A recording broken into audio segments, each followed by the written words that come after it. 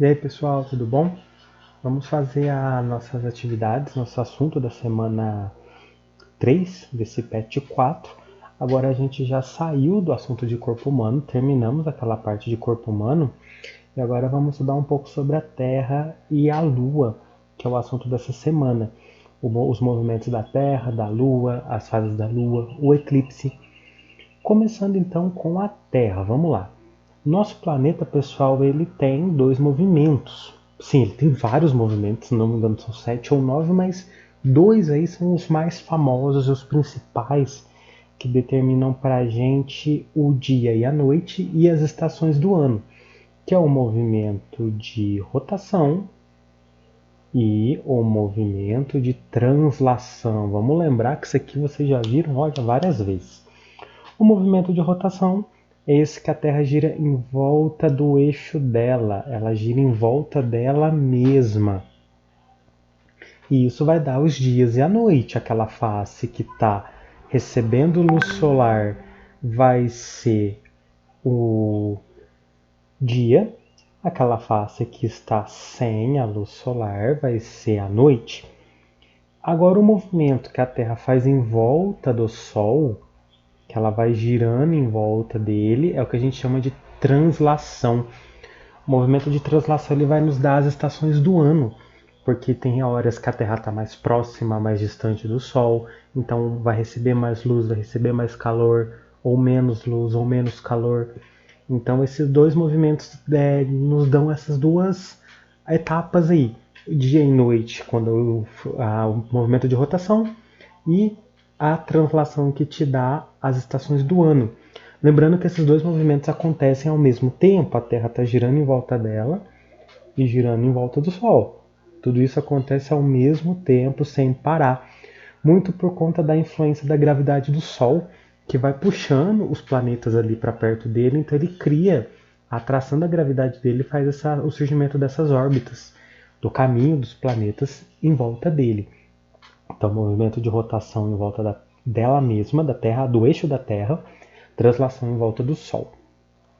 Outra coisa aqui, gente, é a questão do movimento de translação e as estações do ano.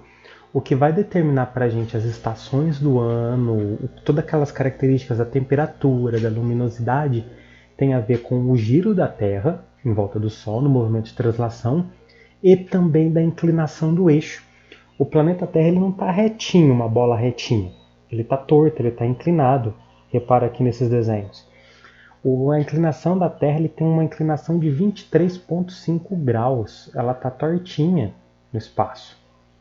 Então, por isso, tem locais que vai receber mais sol, tem locais que vai receber menos sol. Por exemplo, aqui, no verão, essa parte aqui vai receber mais luz solar que essa.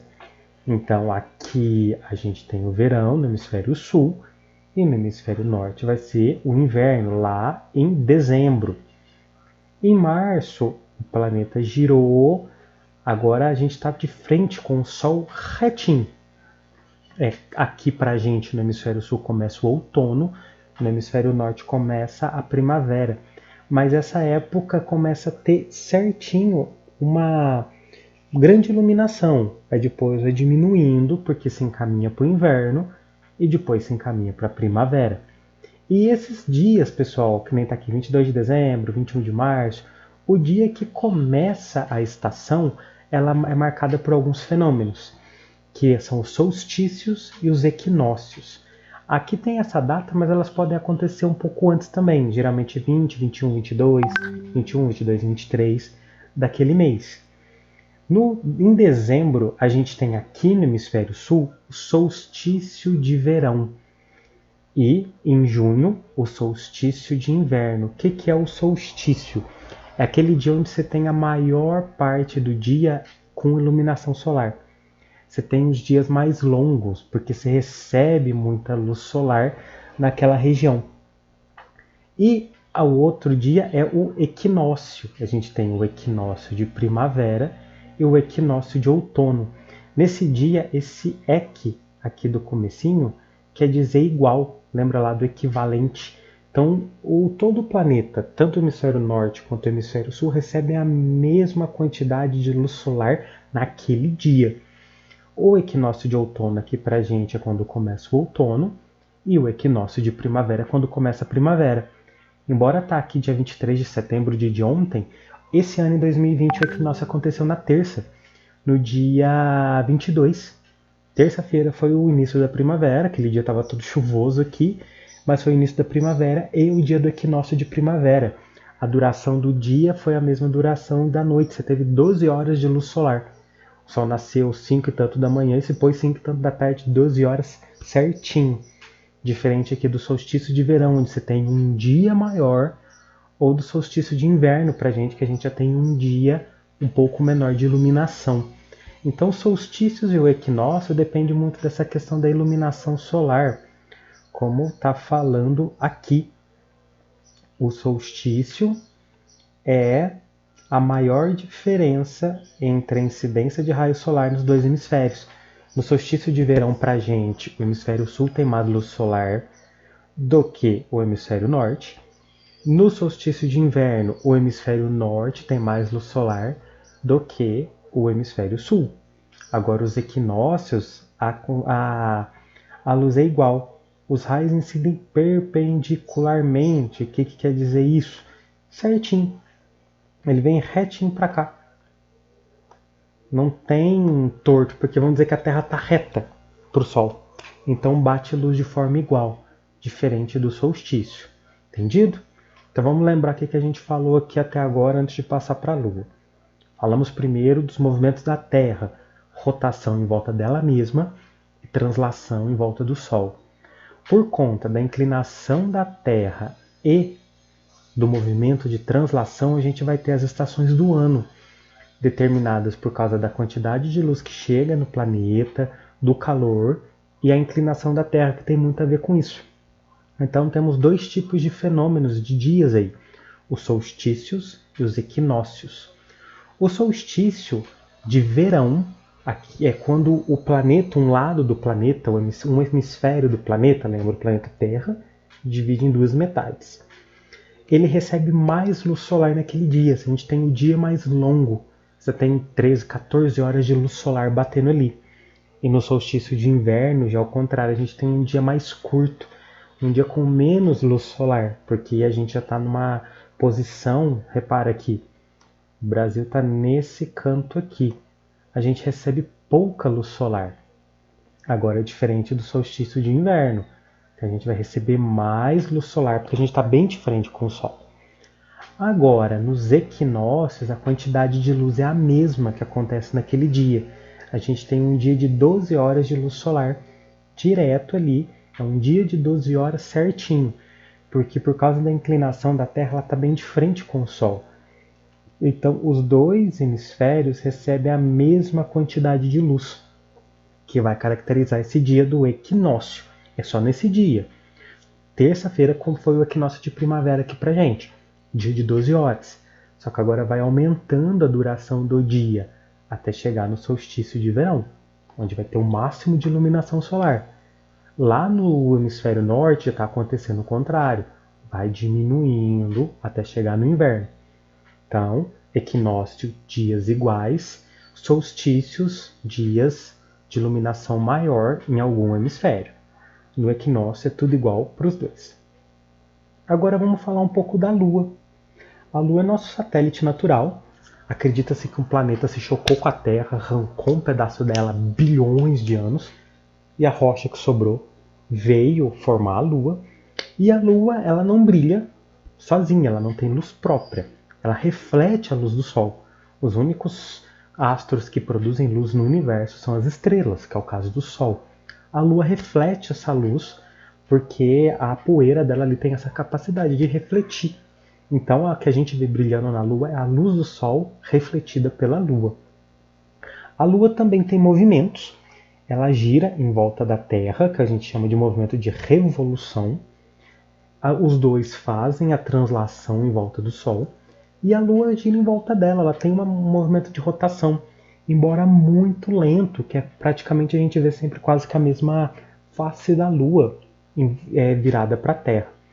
E por causa desses movimentos da Lua com a Terra, a gente vai ter as fases da Lua.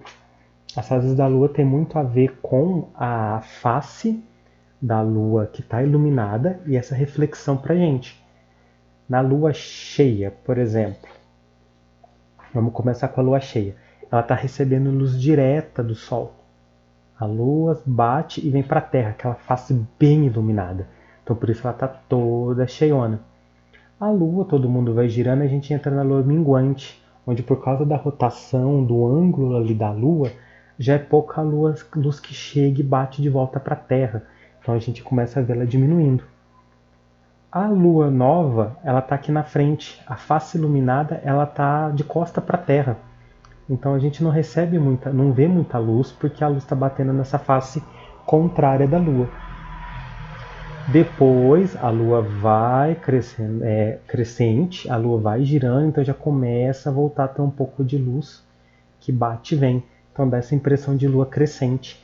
Tem a ver com o movimento da Lua e é como a luz do Sol bate nela. Se bate em cheio e chega pra gente, a gente tem a Lua cheia.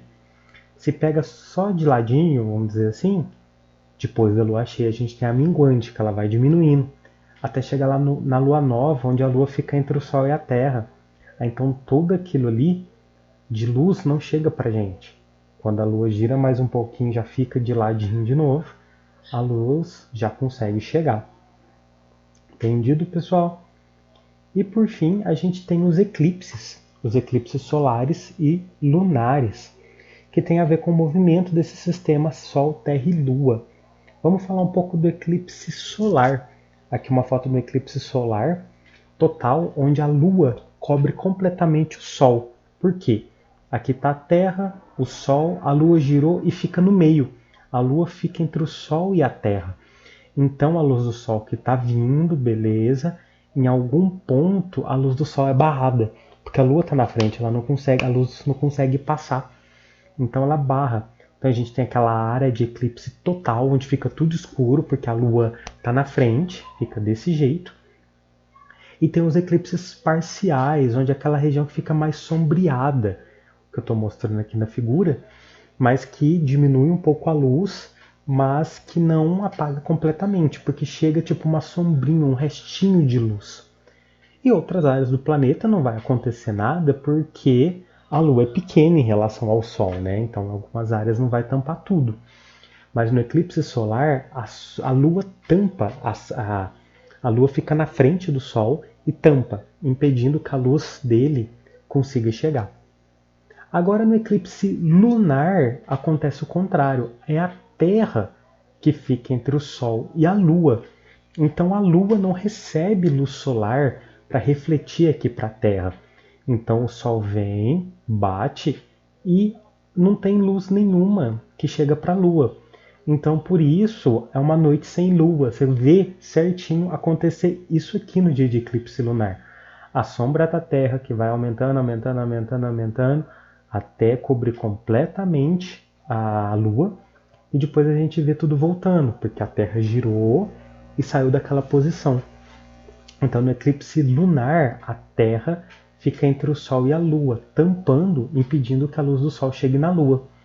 Inclusive, o eclipse lunar é uma das evidências que fala que a Terra é esférica, porque você vê certinho uma sombra de um círculo, de uma esfera, cobrindo a Lua. Se fosse uma Terra plana, seria algo assim que cobriria a Lua, o que não acontece.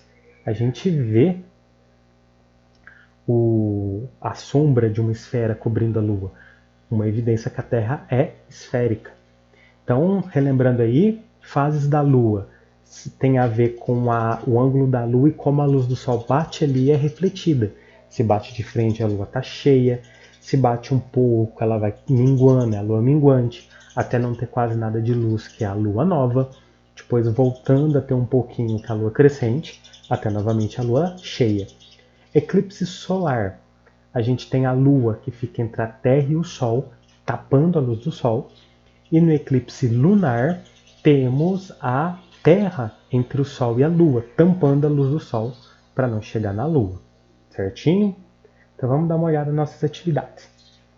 Na número 1, explique como ocorrem as fases da Lua. Então vocês vão ter que falar o que são as fases, como ela ocorre, o que tem a ver que faz a Lua tá diferente aí no céu a cada 7 dias, que é o que dura mais ou menos cada fase. A número 2, explique com suas palavras o conceito de rotação e translação. Como que são esses movimentos da Terra? Rotação é um movimento como, translação é como. Tranquilinho. Número 3, faça um desenho esquemático explicando como funciona o eclipse lunar e o eclipse solar. É só olhar essas imagens aqui do vídeo que eu vou mandar ali também no grupo.